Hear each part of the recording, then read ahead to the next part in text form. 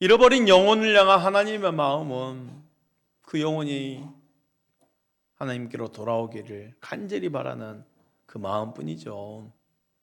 잃어버린 영혼을 향해서 말이죠. 우리가 그 하나님의 마음을 안다면 하나님이 기뻐하시는 것이 곧 내 마음이 될 것이고, 하나님이 원하지 않는 것은 하지 않는 것이 내 마음이 되겠죠. 부활하신 예수님이 제자들을 찾아오셨어요. 부활하신 주님을 배반하고 저주하고 고기를 잡으러 갔던 제자들을 찾아오신 거예요. 제자들을 찾아오신 주님이 제자들에게, 특별히 시몬 베드로에게 이렇게 물으셨어요. 요한의 아들 시몬아, 네가 나를 사랑하니? 지금까지 주님은 언제나 믿음을 물어봤어요. 믿음이 적은 자들아, 이 겨자씨 하나만 믿음만 있어도 하면서 항상 믿음을 물어보셨어요. 그런데 갑자기 사랑을 물어보시네요. 왜 그럴까요? 중심을 보시는 하나님이 우리 마음이 진정으로 하나님을 지금 바라고 있는지 그 마음을 원하고 계신 거예요. 믿음이 없어도 된다 그 말이 아니에요. 믿음이 있다고 말하는데 정말 그 마음 가운데 나를 향한 사랑이 있니?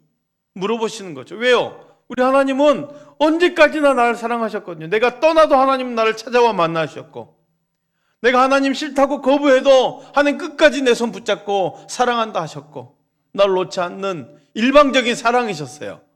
그런데 하나님 마음은 그거예요. 나 언제까지 짝사랑하기 싫어. 나도 너를 사랑하는데 너도 나를 사랑하면 좋겠어. 너가 믿는다고 하는데 너 중심에는 나를 사랑하는, 내가 너를 그렇게 사랑하지 않니? 너도 나를 사랑하면 안 되니? 그 사랑을 지금 물어보시는 거예요.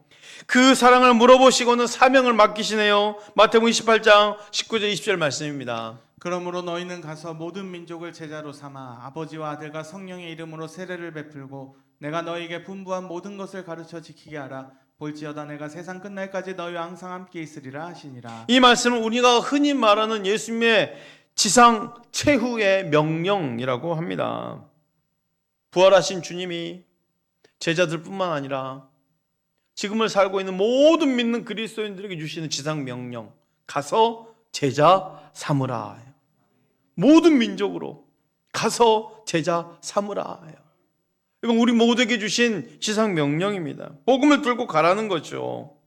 모든 족속, 모든 민족에게 복음을 영접하게 해서 제자가 되게 하라는 거예요.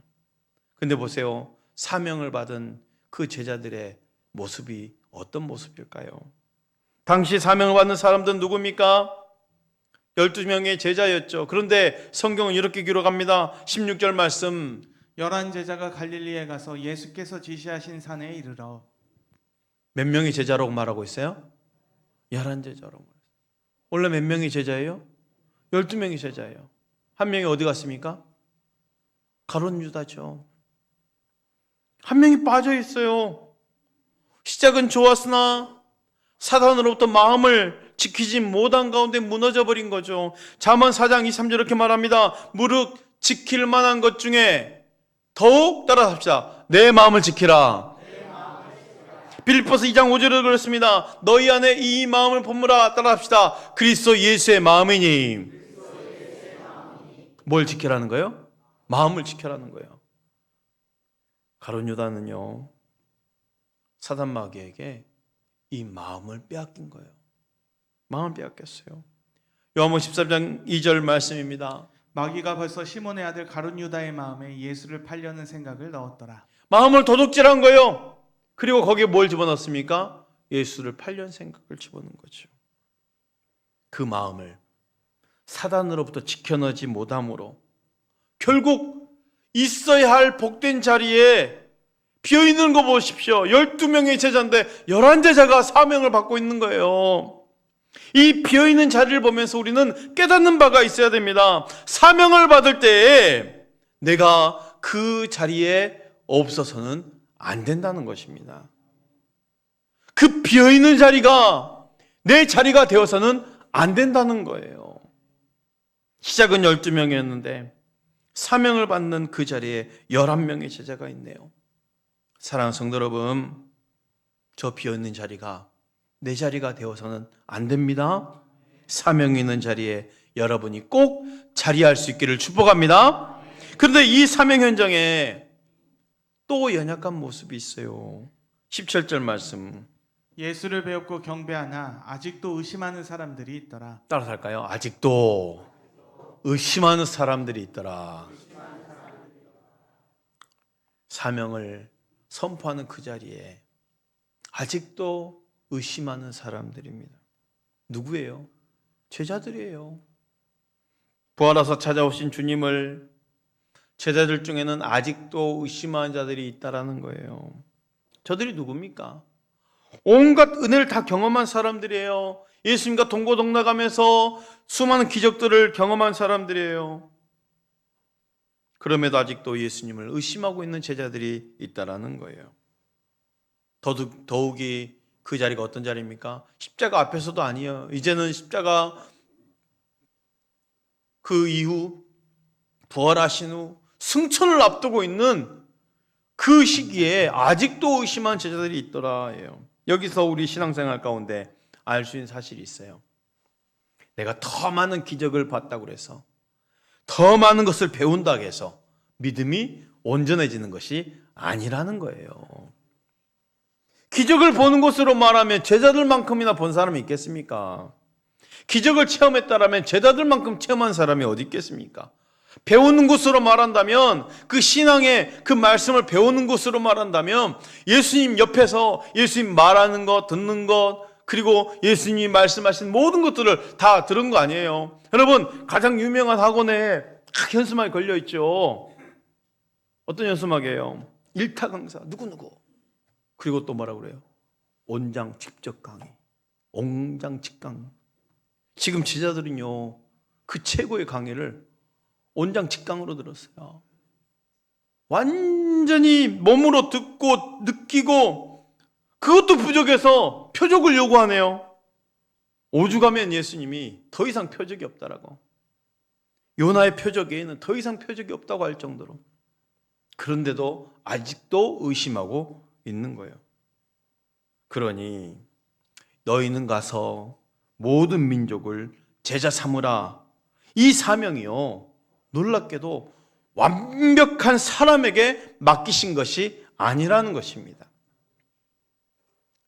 비어있는 그 자리가 있는 그 연약한 제자들의 모습, 아직도 의심하고 있는 제자들에게 이 사명을 맡기시는 거예요. 예수님을 버리고 떠나간 제자들에게 다시 찾아가 사명을 맡기시는 거예요. 여전히 의심하고 있는 제자들에게 사명을 맡기시는 거예요. 아직도 의심하고 있는 자들이 있더라. 이 의심은 어떤 의심일까요? 예수님 부활을 의심하는 겁니까? 아니죠. 예수님 구주됨을 의심하는 겁니까? 아니죠. 지금 예수님이 사명을 맡기시는데 그 사명 맡기시는 그곳에 내가 사명을 감당할 수 있을까? 주님 보내시는 곳에 내가 과연 갈 수 있을까? 의심하는 거예요.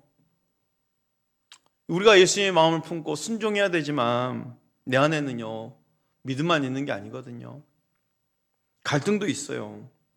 모든 사람들이 100% 확신을 가지고 순종하며 사명을 감당하는 것이 아니에요. 나를 부르신 하나님을 분명히 확신하지만 때로는 많은 이들들 앞에 흔들리기도 하고 넘어지기도 하고, 그렇죠? 그 흔들림을 이기면서 사명을 감당해 오신 거예요. 여러분 모두가 그렇습니다. 모세가 보냄을 받을 때 뭐라 합니까? 주여 보낼 만한 자를 보내소서. 왜요?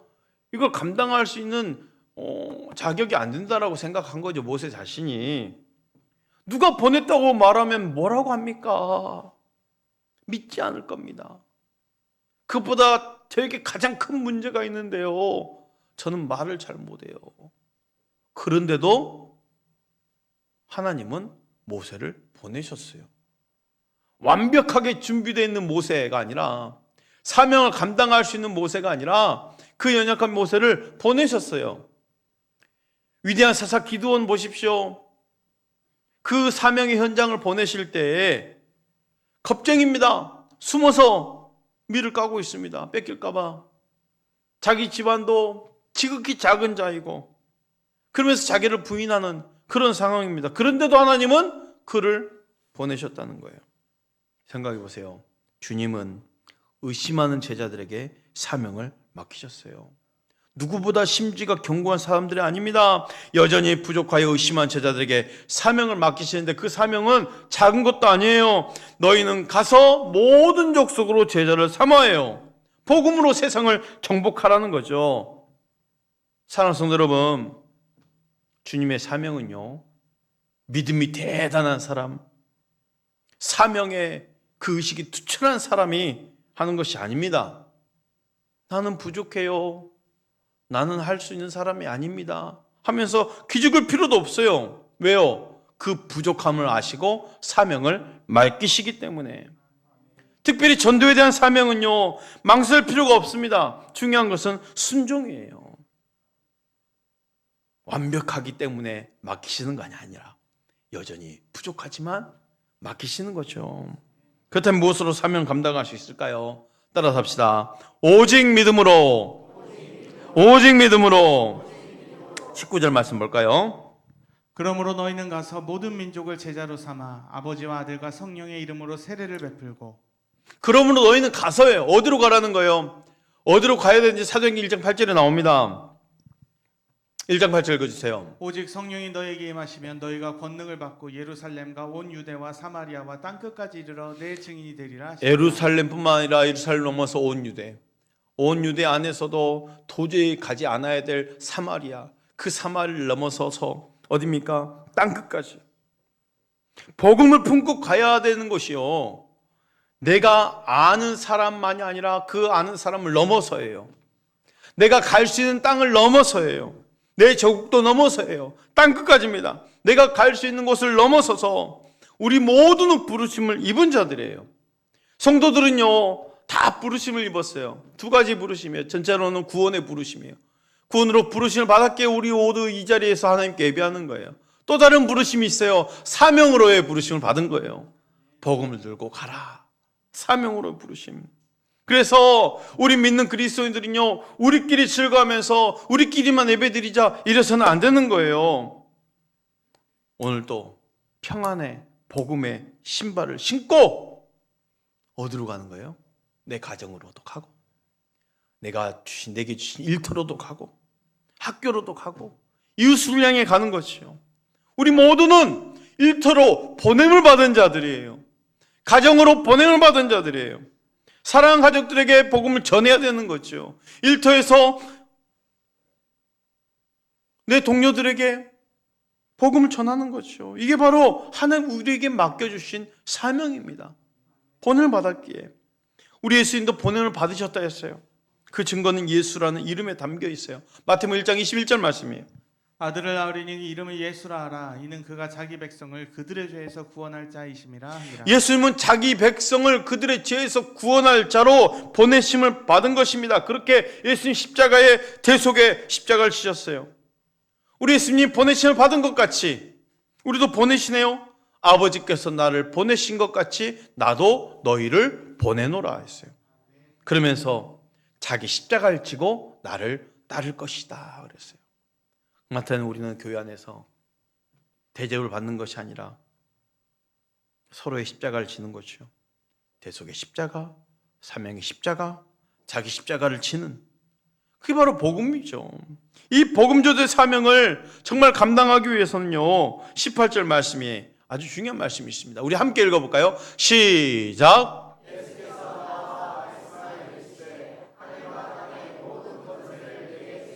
자, 예수님 말씀입니다. 하늘과 땅의 모든 권세를 내게 주셨다고 그런 거예요. 예수님 자신에게 주신 거예요.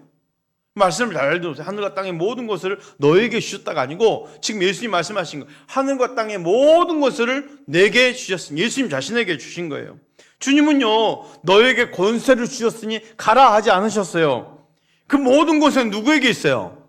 예수님께 있습니다. 하늘과 땅의 모든 것을 내게 주셨으니 예수님 자신에게 주신 권세예요. 그러므로 너희는 가서 모든 족속으로 모든 민족으로 제자를 삼아. 따라합시다. 아버지의 이름으로, 예수 그리스도의 이름으로, 성령의 이름으로 세례를 주고 해요. 권세는 우리에게 있는 것이 아니라 오직 권세는 예수님께 있는데 우리가 사용할 수 있는 게 뭐예요? 그 이름을 사용할 수 있다라는 거죠. 그러니 내가 능력이 많고 적고가 아무 의미가 없는 거예요. 내게 오히려 연약할수록 그 이름을 사용할 때 예수님의 권세가 임할 줄 믿으시길 바랍니다. 그래서 우리가 오직 예수님을 의지해야 되는 이유입니다. 하나님의 이름, 예수님의 이름, 성령님을 의지해야 되는 이유입니다. 모든 전도자들은 예수님의 권세를 가져다 쓰는 거예요. 때로는 전도의 기적이요, 능력 있는 사람이 아니라 정말 오히려 약한 사람을 통해서 일어나는 것을 봐요. 말 잘하는 사람들을 보십시오. 만약에 정말 청산유수처럼 사람을 설득할 수 있는 사람들이 오늘따라 안 되는 거야. 왜 안 되지? 오늘 내 컨디션이 좀 안 좋나? 그런데 보세요. 정말 말주변도 없고 부족하고 그 느낀 사람은 오직 누구만 의지합니까? 모든 권세 예수님께 있는데 오직 예수님 이름 의지해서 그냥 복음 전했더니 능력이 나타나는 거예요. 하나님 약한 자를 들어쓰시니까. 주님, 나는 할 수 없어요.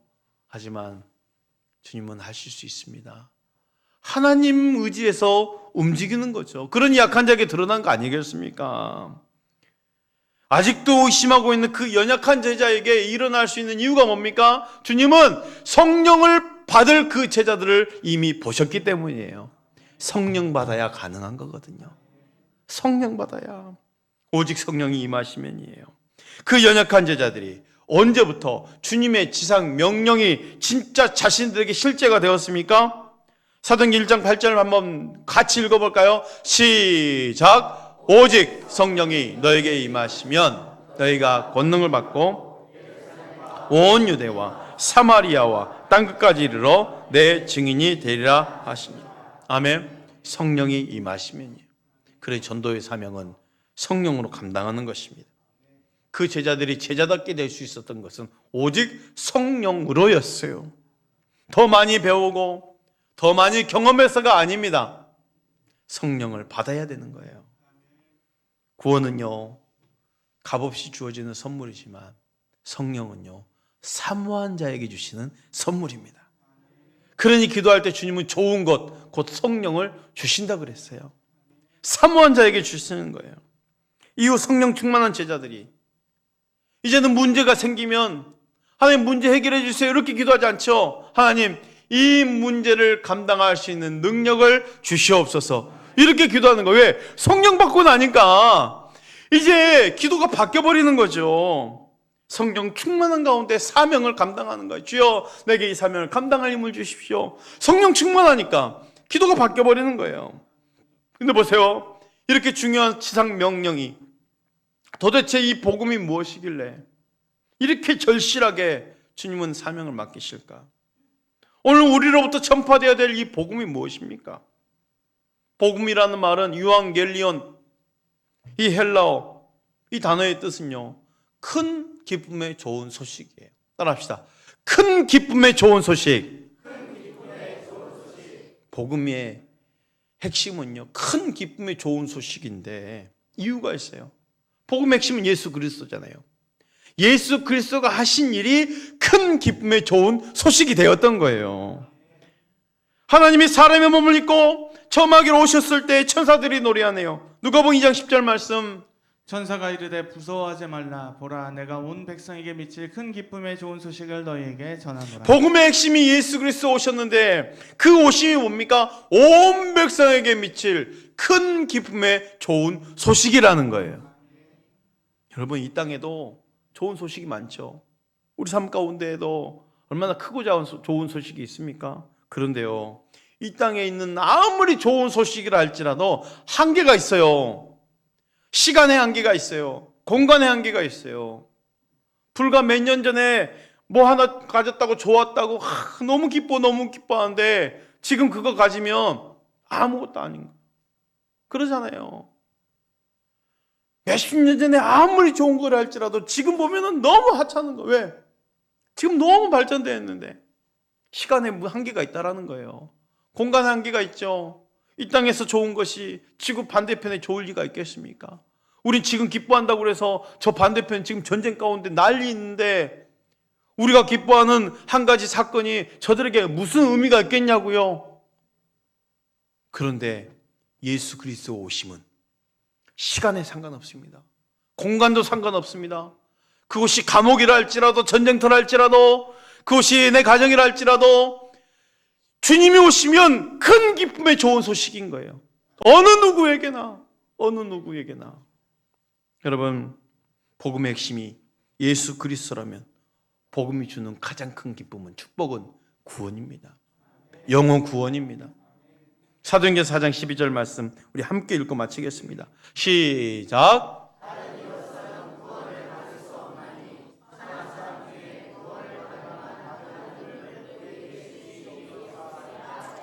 아멘. 이 땅에 아무리 잘 살고 그 모든 것 다 누려도 영혼의 구원을 받지 않으면 그 영혼은 지옥입니다. 영원토록. 믿음의 결국은 영원 구원에 있음을 믿으십시오. 내가 구원받는 것보다, 그러니 내가 구원받는 것보다 더 큰 기쁨이 어디 있겠습니까? 영원 구원인데. 그렇다면 이 기쁜 소식을 다른 사람에게 전해야 되는 거죠. 주님은요, 저와 여러분에게 복음의 축복을 안겨주실 때에 복음으로 우리 안에서만 머물러 있기를 원하지 않으셨어요. 이 자리에 계시는 모든 사람 한 분도 빠짐없이 다 다른 사람을 통해서 그 복음이 내게 생명이 되었어요. 그거 아시죠? 내 부모가 내가 내 부모 밑에 나는 태어나지 않았다라면, 내 부모가 물려주신 그 복음의 유산이 없다라면 나는 죽어 구원받을 수 없는 영혼일 수밖에 없겠죠. 다른 누군가로 인해서 생명이 된 거예요. 부모가 믿지 않았다면 혹여 이웃을 통해서 나에게 복음의 생명이 와 있는 것이죠. 마찬가지. 전도는 그렇게 전달되는 거예요. 내가 그렇게 생명이 되었다면 그 복음이 나로 말미암아 또 다른 사람에게 생명이 되어야 되지 않겠습니까? 복음을 큰 기쁨의 좋은 소식이라고 그랬잖아요. 소식이라는 말이 주는 의도가 있어요. 뭐예요? 전해져야 된다는 거예요. 큰 기쁨의 좋은 소식이니까 알려져야 되는 거예요. 전해져야 되는 거예요. 다시 따라합시다. 큰 기쁨의 좋은 소식. 아멘. 선포된 새생명 축제 굿 파트너 예수가 두 주 앞으로 다가왔어요. 전도는 주님의 유언입니다. 주님의 소원을 이루어 드리는 것입니다. 전도 하나님의 기뻐하심입니다. 주님은 주님의 몸된 우리 성은교회를 통해서 생명 살리는 위대한 역사를 이루시고자 생명 살리는 귀중한 일을 우리에게 동참시키면서 사명을 맡기시네요. 우리 모두가 하나님의 기대가 되면 좋겠습니다. 저와 여러분의 복음 전도를 통해서 생명이 살아나는 역사가 있어지기를 축복합니다.